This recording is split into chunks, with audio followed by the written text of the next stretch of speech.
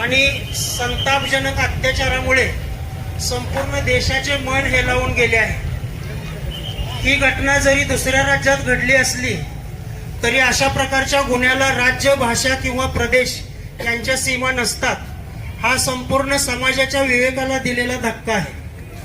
माणुसकीला काळिमा फासणाऱ्या या भयंकर घटनेच्या निषेधार्थ आणि महिला व बालकांच्या सुरक्षेबाबत समाजात तीव्र जागृती निर्माण करण्यासाठी आज पलूसमधील सर्वपक्षीय नेते, कार्यकर्ते, सामाजिक संस्था, माता भगिनी, सुज्ञ नागरिक, शिक्षण संस्था, शाळा महाविद्यालयातील विद्यार्थी, शिक्षक बंधू भगिनी आणि एकूण सर्व पलूसवासियांनी आत्ताच पलूसमधील कुंडलवेस ते शिवतीर्थ असा भव्य मुकमोर्चा काढला।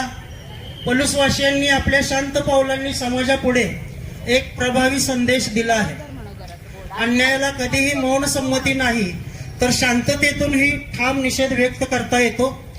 आजच्या या मुकमोर्चात सहभागी होऊन आपण पीडित मुलीप्रती आपली संवेदना व्यक्त केली आहे।